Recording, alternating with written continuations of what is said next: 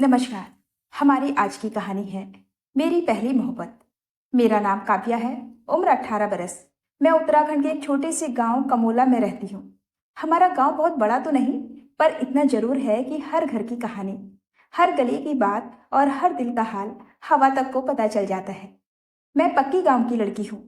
School दूर है, लेकिन रोज जाती हूँ 5 किलोमीटर पैदल।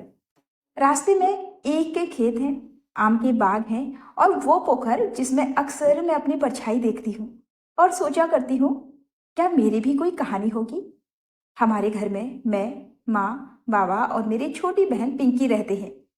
बाबा किसानी करते हैं, माँ घर संभालती हैं और पिंकी बस खेल में लगी रहती है। हम गरीब नहीं हैं, पर बहुत अमीर भी नहीं। जो है उसमें ही संतोष है। ये सब रोज की बातें हैं। जो खास है वो उस दिन शुरू हुआ जब हमारे गांव के बगल में एक नया परिवार आ बसा। उनका नाम था राय परिवार। लोग कह रहे थे शहर से आए हैं, जमीन खरीदी है, खेती करने का इरादा है। 2 ट्रैक्टर आए, एक कुत्ता और एक लड़का जिसने मुझे पहली बार अजनबी सी बेचैनी दी। उसका नाम अजय था। वो उम्र में मुझसे थोड़ा बड़ा होगा, करीब 20-22 का। रंग गेहुआ, आंखें गहरी और चाल में अजीब सी सांप कोई। पहली बार मैंने उसे देखा तब वो अपने खेत में फावड़ा ले खड़ा था। माथे पर पसीना और चेहरे पर कुछ ऐसा जो नजरों को टिकने से मना कर रहा था, पर फिर भी मैं देखती रही। मैं उस दिन रास्ते से जा रही थी, स्कूल की किताबें बगल में दबाई। वो मेरे सामने आया तो मैं थोड़ा झिटकी। उसने मेरी तरफ देखा, सीधा देखा और बिना कुछ कहे बस मुस्कुराया। बस उसी मुस्कुराहट में कुछ था। मैं कुछ कहती उससे पहले वो अपने काम में लग गया। मैं आगे बढ़ गई, पर दिल जैसे वहीं रह गया। उस शाम मैंने पहली बार दर्पण में खुद को ध्यान से देखा। बालों को ठीक किया, दुपट्टे को थोड़ा ठीक से उड़ा, और समझ नहीं आया कि ये सब क्यों किया। क्या एक मुस्कान में इतना असर हो सकता है? शायद हाँ, क्योंकि अगली सुबह से मैं रोज स्कूल उसी रास्ते से जाने लगी जहां वो दिखता था। अगले दिन सुबह मैं कुछ जल्दी उठ गई। माँ रसोई में थी, बाबा बाहर खाट पर बैठे हुक्का पी रहे थे और पिंकी अब भी नींद सी चादर में सिमटी थी। लेकिन मेरे भीतर कुछ था जो सोने नहीं दे रहा था। कुछ अनजाना, कुछ नया। ऐसा पहली बार हुआ था जब मैं अपने कपड़ों को इतनी बार देख रही थी, दुपट्टे को बार बार ठीक कर रही थी, और जब नहर पर बाल्टी से पानी भरते समय मैंने अपने गीले बालों को हल्के से पीछे किया, तो आईने में खुद को देख मुस्कुरा पड़ी। अनजाने में ही मैं स्कूल के लिए तैयार हुई, किताबें संभाली और जानबूझकर वही पुरानी पगडंडी पकड़ी, वही जो राय परिवार के खेतों के पास से निकलती थी।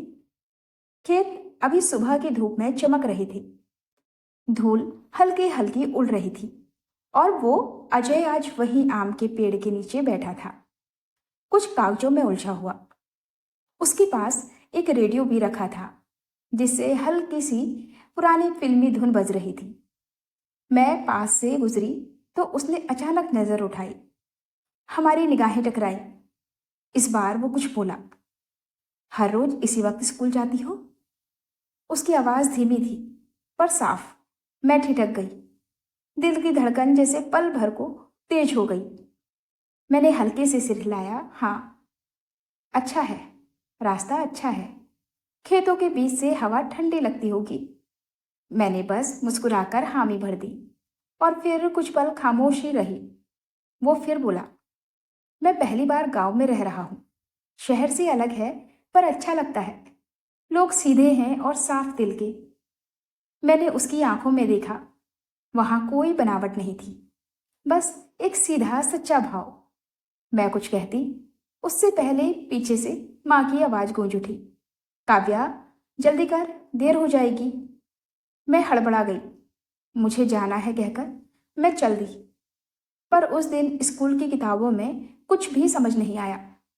हर सवाल के जवाब में एक ही नाम था, अजय। शाम को जब मैं खेत के रास्ते लौट रही थी तो दूर से देखा, वो वहीं था।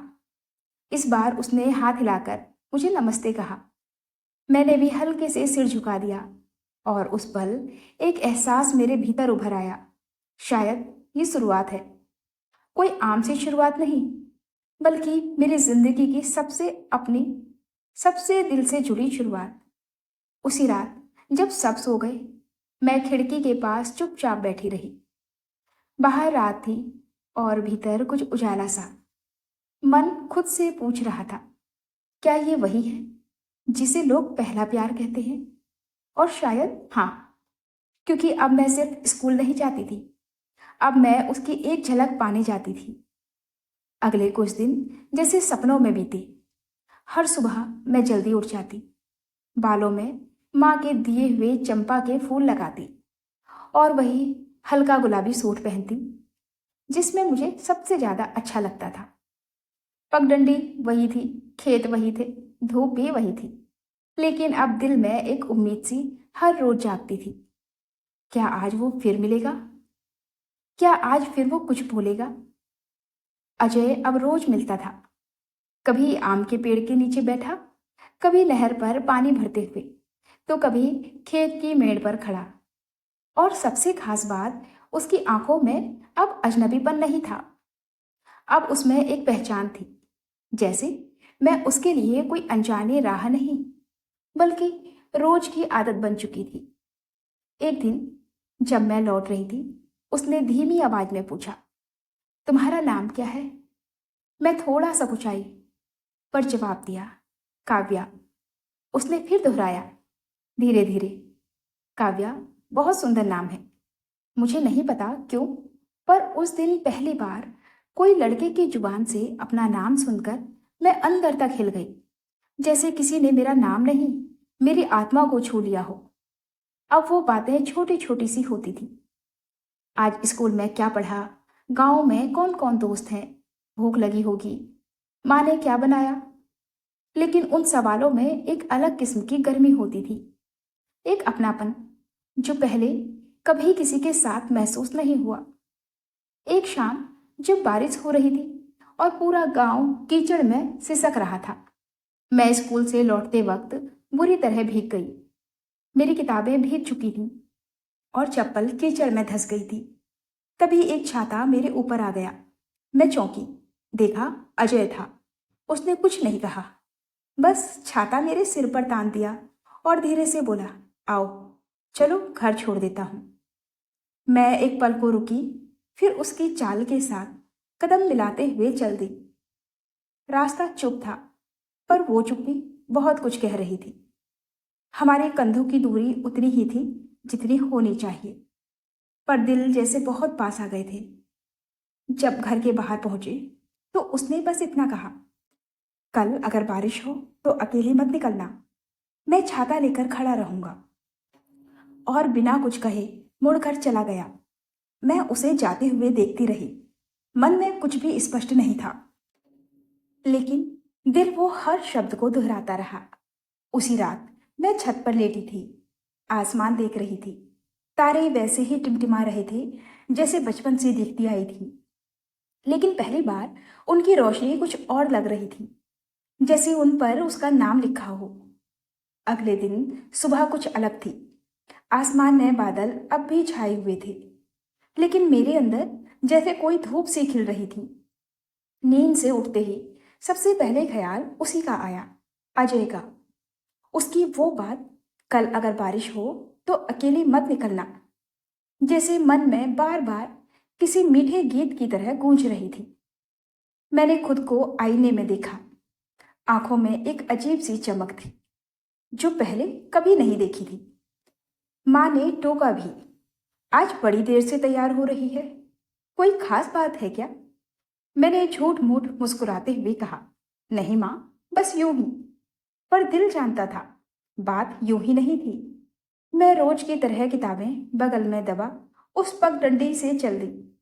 अब वो रास्ता सिर्फ स्कूल तक नहीं जाता था, वो मेरे दिल की उस जगह ले जाता था जहां अजय खड़ा होता था।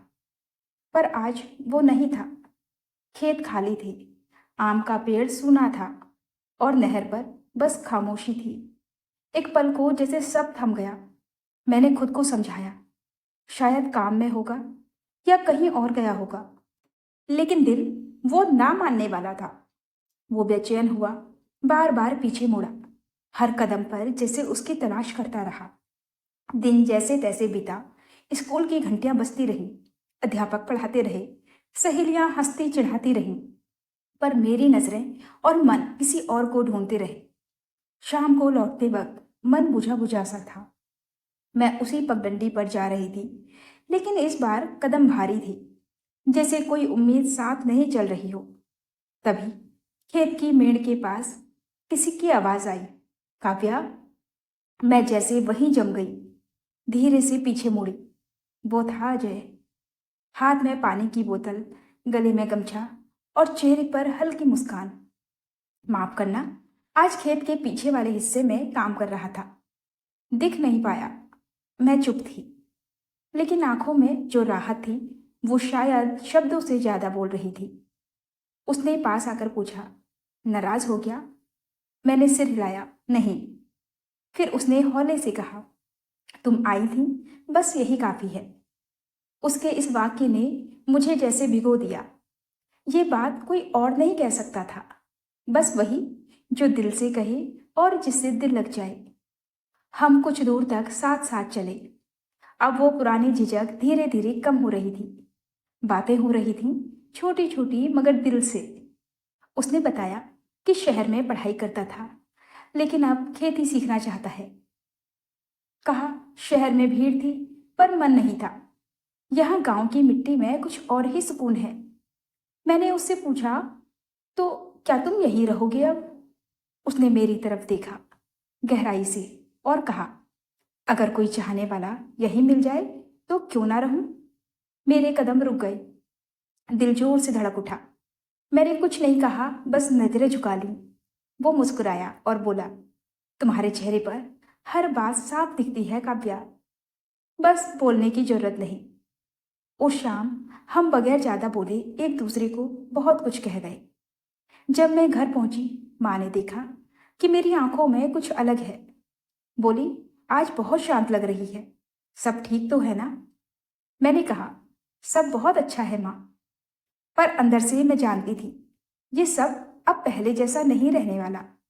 अब जो कुछ था उसमें उसकी मुस्कान बसी हुई थी। उस रात नींद नहीं आई। कमरे में पिंकी गहरी नींद में सो रही थी। माँ की थकी हुई सांसें रसोई से सुनाई दे रही थी और बाहर खपरेल की छत पर बारिश की कुछ बूंदें गिर रही थी। लेकिन मेरे दिल के भीतर कुछ और ही चल रहा था, जैसे हर बूंद में उसका नाम बसा हो। मैं खिड़की के पास जा बैठी। पेड़ की शाखें हवाओं में हिल रही थी और दूर खेत की मिट्टी से भी खुशबू उठ रही थी। मेरी उंगलियां खिड़की की लकड़ी पर थिरकती रहीं और मन में बार बार वही सवाल उठता रहा, क्या ये सच में प्यार है? क्या वो भी वही महसूस करता है जो मैं कर रही हूं? अगले दिन सुबह माँ ने कहा, काव्या, आज स्कूल मत जाना, घर में काम है। खेत से बाबूजी की थाली लानी है और नहर से पानी भी भरना है। मैं चुप रही। दिल में हल्का सा अफसोस हुआ, आज फिर वो नहीं मिलेगा। पर मन के किसी कोने ने कहा, शायद यही बहाना कुछ और बना दे। मैं जब खेत की ओर थाली लेकर गई तो दूर से देखा, अजय अकेला बैल की जोड़ी के साथ हल चला रहा था। कपड़े की बाहें चढ़ी हुई थीं, चेहरा धूप से चमक रहा था और माथे पर पसीना था, लेकिन उस मेहनत में एक अजीब सी शांति थी। मैं वहीं मेड़ पर थाली लेकर खड़ी रही। वो हल रोककर मेरी तरफ देखने लगा। मैं झेप गई, पर उसने धीरे से मुस्कुराकर कहा, आज स्कूल नहीं गई? मैंने सिर झुका लिया। घर का काम था। अच्छा बहाना है। उसकी मुस्कान अब गहरी होती जा रही थी। मैंने भी हिम्मत करके पूछा, तुम रोज खेत में ही काम करते हो? उसने फावड़ा जमीन में गाड़ा और मेरे पास आकर बैठ गया। हाँ, जब से यहाँ आया हूँ कोशिश कर रहा हूँ कि हर चीज खुद सीखूं। शहर में जिंदगी आसान थी, लेकिन यहाँ दिल को सुकून है।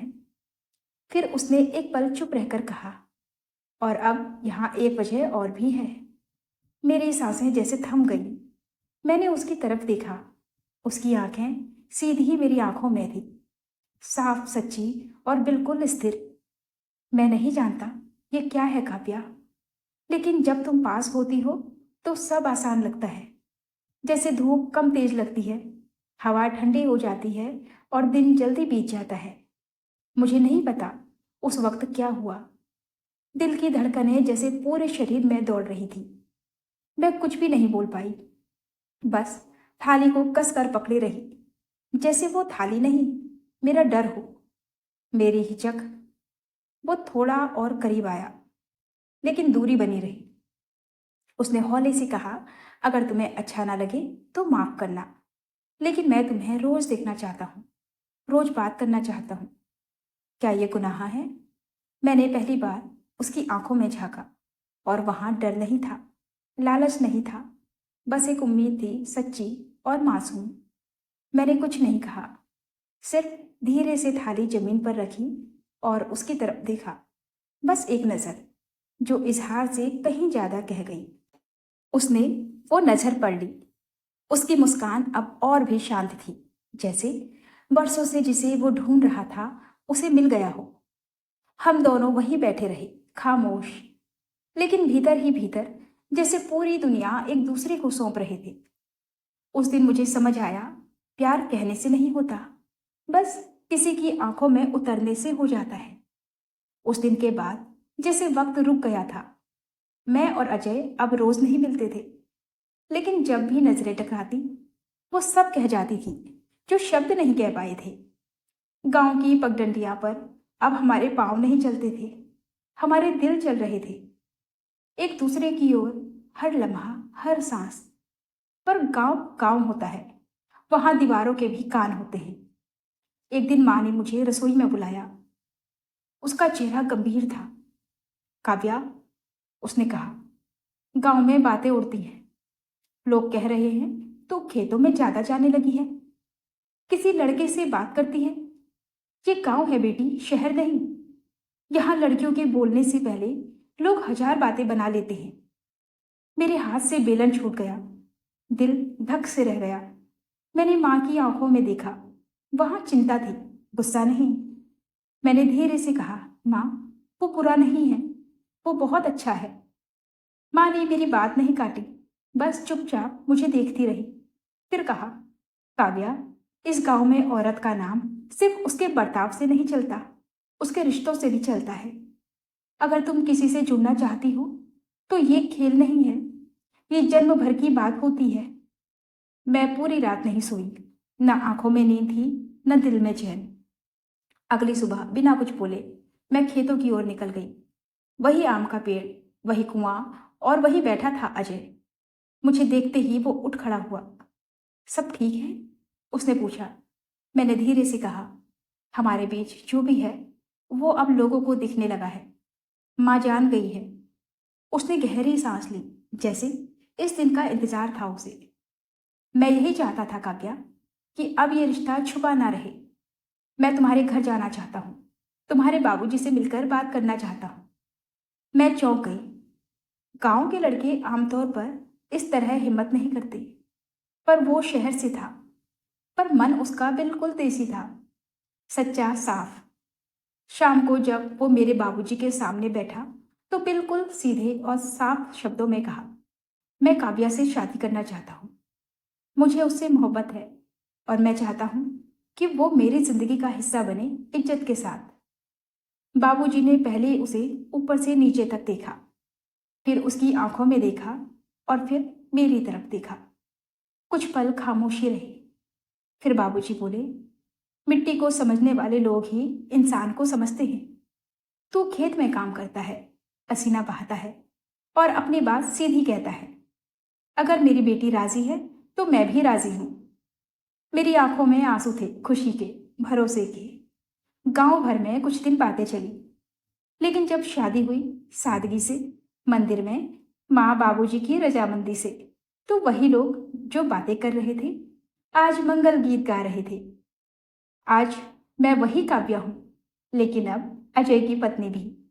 खेत वही है, आम का पेड़ वही है, पर अब हम दोनों मिलकर उन खेतों में बीज डालते हैं, फसलें उगाते हैं और हर शाम छत पर बैठकर वही पुराने गानों को सुनते हैं जो कभी रेडियो पर बजते थे। प्यार छुपकर नहीं होता, प्यार तब मुकम्मल होता है जब उसमें सच्चाई हो, इज्जत हो और एक साथ चलने की हिम्मत हो। तो दोस्तों, आपको ये कहानी पसंद आई हो तो वीडियो को लाइक और चैनल को सब्सक्राइब जरूर करें और कमेंट में बताएं कि आपको ये कहानी कैसी लगी। मिलते हैं एक नई कहानी के साथ, तब तक के लिए हमें अनुमति दें। धन्यवाद।